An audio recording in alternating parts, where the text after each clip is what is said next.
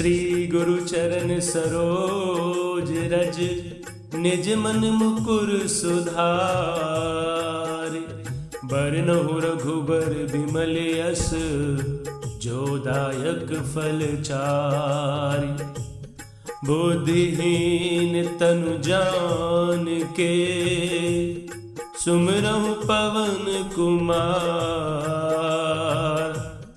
बल बुद्धि विद्या देहु मोहे, हरहु कलेश विकार।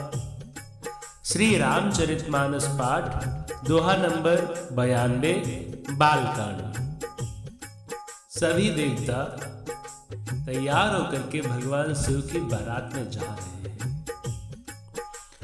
विष्णु कहा अस बेहसी तब, बोल सकल दिस राज। बिलग बिलग हुई चलहु सब, निज निज सहित समाज। तब भगवान विष्णु ने सब दिक्पालों को बुलाकर हंसकर ऐसा कहा, सब लोग अपने अपने दल समेत अलग अलग होकर के चलो। बर अनुहार बरात न भाई, हंसी करे हहु परपुर जाई।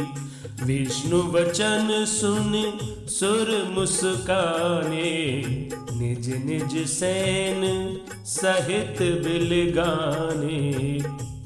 हे भाई, हम लोगों की यह बारात वर के योग्य नहीं है, क्या पराय नगर में जाकर के हंसी कराओगी?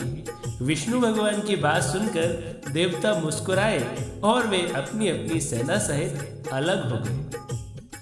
मन ही मन महे सुमुस्काही, हरि के बिंग बचन नहीं जाही।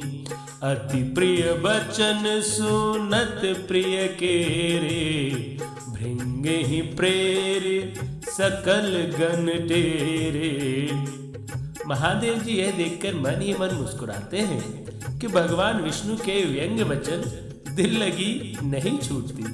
अपने प्यारे विष्णु भगवान के इन प्रिय वचनों को सुनकर शिवजी ने भी भृंगी को भेजकर अपने सब गणों को बुलवा लिया।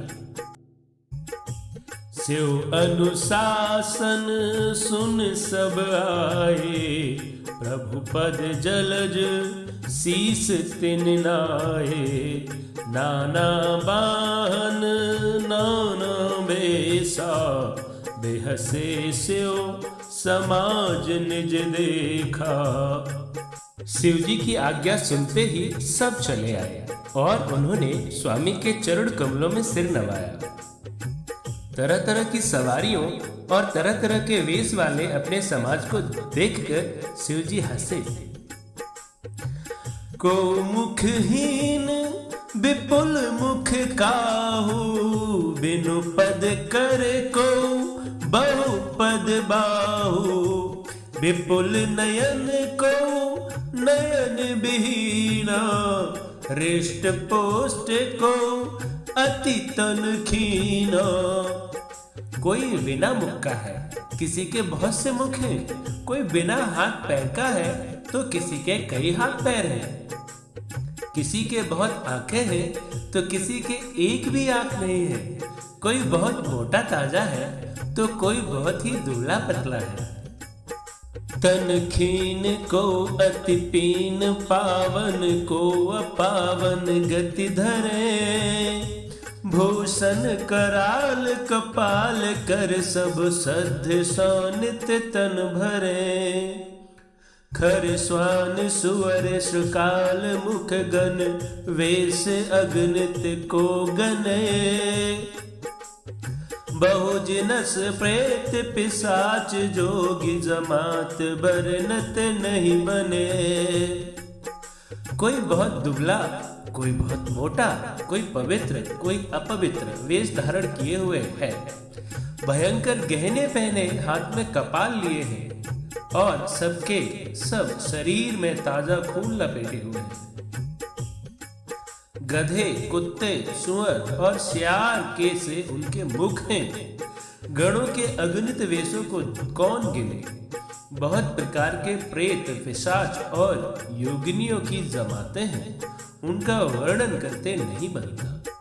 नाचहि गावहि गीत परम तरंगी, भूत सब देखत अति विपरीत, बोलहि बचन विचित्र विधि। भूत प्रेत नाचते और गाते हैं, वे सब बड़े मौजी हैं, देखने में बहुत ही बेढंगे जान पड़ते हैं और बड़े ही विचित्र ढंग से बोलते हैं। जस दूलहु तस बनी बराता, कौतुक विविध हो ही मग जाता। यहाँ हिमाचल रचउ बिताना, अति विचित्र नहीं जाय बखाना। जैसा दूल्हा है अब वैसे ही बारात बन गई। मार्ग में चलते हुए भांति भांति के कौतुक होते जाते थे। इधर हिमाचल ने ऐसा विचित्र मंडप बनाया कि जिसका वर्णन नहीं हो सकता। सैल सकल जहां लग जग माही, लघु विशाल नहीं बरन सिराही।